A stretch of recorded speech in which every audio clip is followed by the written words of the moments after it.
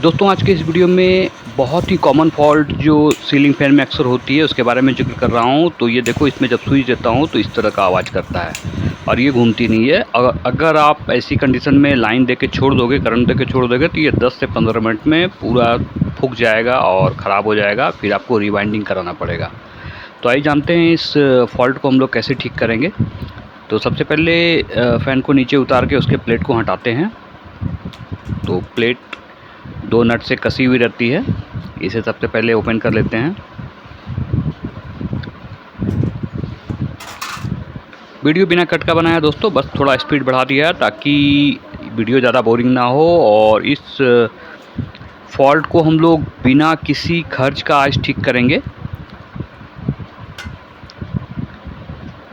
गर्मी के दिन में अक्सर होती है कि फ़ैन ओवर हीट होने की वजह से भी ख़राब हो जाता है, क्योंकि अगर ओवर हीट होती है तो उसकी बेरिंग वगैरह जो है सूख जाती है। इस वजह से भी फ़ैन में अक्सर फॉल्ट आता है। और फिर जब हम लोग उसे रिपेयरिंग के लिए ले जाते हैं तो किसी न किसी बहाने टेक्निकल लोग जो हैं, जो रिपेयरिंग करने वाले लोग हैं, टेक्नीशियन, वो लोग बोलते हैं कि भाई इसका कॉइल ख़राब हो गया है। और वैसी स्थिति में आपको एक बड़ा खर्च में डाल देते हैं और कॉइल वो लोग वास्तव में चेंज भी नहीं करते हैं।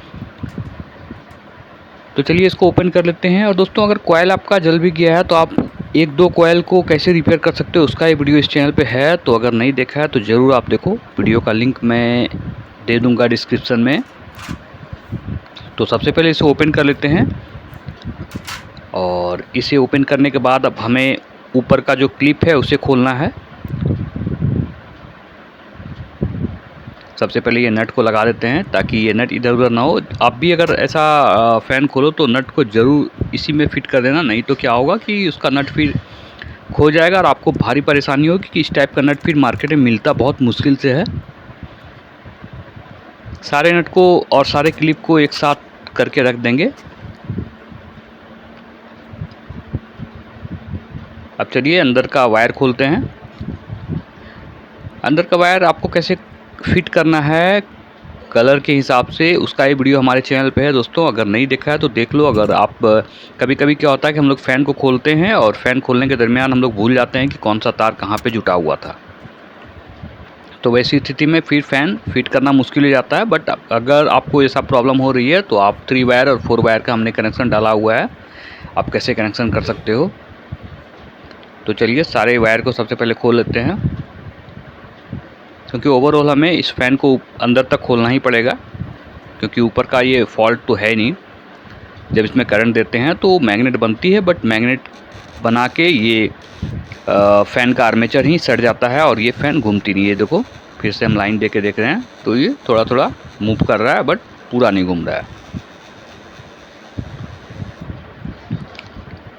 और इसकी एक और फॉल्ट है कि अब इसे करंट देने के बाद किधर भी आप घुमाओ तो थोड़ा थोड़ा करके घूमने लगता है, यानी एक साइड से ये फोर्स नहीं बना रही है। तो निश्चित है कि अंदर का जो आर्मेचर है वो कॉइल का जो मैग्नेट बन रहा है वो आर्मेचर को खींच रहा है। और ये फॉल्ट जो है दोस्तों बेरिंग ख़राब होने की होती है। ये देखो, जब हम इसे अकेले में शूट कर रहा हूँ तो थोड़ा सा प्रॉब्लम हो रही है। ये देखो थोड़ा सा ढक लग रहा है, बहुत एक सूता मतलब बहुत कम ढक मार रहा है, जो कि देखना पड़ेगा कि ये बेरिंग से है या फिर ये जो आर्मेचर का रॉड है इसमें से है। तो सबसे पहले इसे निकालना पड़ेगा।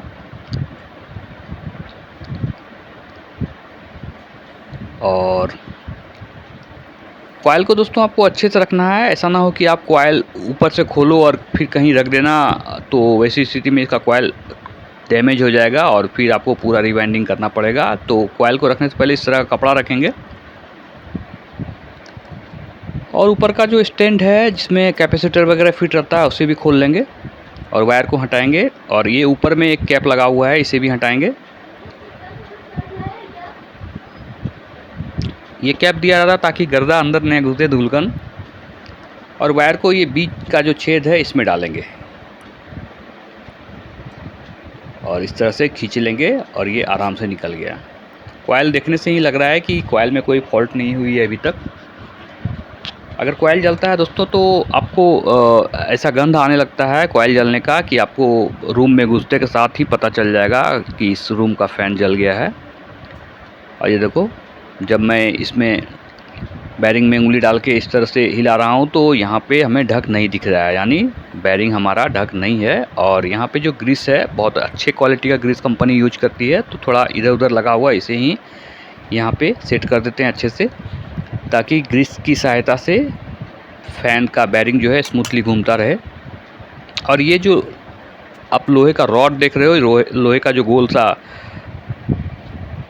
सा प्लेट है, इसे हम उलट देंगे। जिस साइड से लगा हुआ था उसके अपोजिट साइड से इसे इस तरह से फिट कर देंगे। ये जो स्प्रिंग है इसे भी हम हटा रहे हैं तत्काल, और इस तरह से फिर इसे लगा देंगे और एक बार हटा के देखते हैं क्या होता है। ये देखो ठीक ठाक घूम रहा है, यानी नीचे का ये बैरिंग सही है। अब हमें आर्मेचर के ऊपर का जो प्लेट है उसे इस तरह से फिट करना है और ये कवर लगा देंगे। ये देखो, हमने ये जो नीचे का स्प्रिंग और प्लेट जो था तो छोटा छोटा वो दोनों हटा दिया है। अब इसे फिट करेंगे। आपको ध्यान देना है दोस्तों कि नीचे का जो बैरिंग है, नीचे का जो बैरिंग के ऊपर जो प्लेट और स्प्रिंग था उसे हमने हटा दिया है और इसे जल्द से जल्द फिट करेंगे। अब दोस्तों, अगर चैनल को अब तक सब्सक्राइब नहीं किया है तो भाई सब्सक्राइब ज़रूर करो।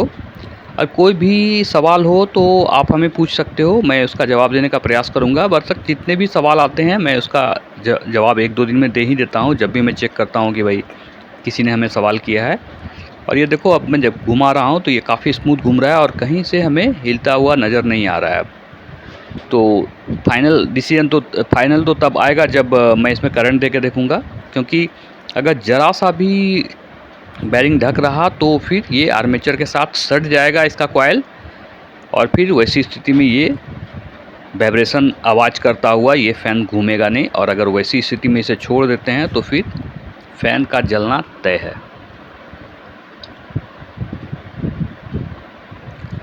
तो रेड वायर जो है उसमें हम डायरेक्ट करंट देंगे और बाकी का जो ब्लू और पीला वायर है वो दोनों में कंडेंसर लगा देंगे, और एक रेड वायर में करंट देंगे और कंडेंसर का दोनों में से एक पोल में करंट दे देना है दोस्तों। और अगर फ़ैन उल्टा घूमती है तो फिर आपको कंडेंसर वाला वायर जो है उसको चेंज कर देना है। बहुत ही आसान है।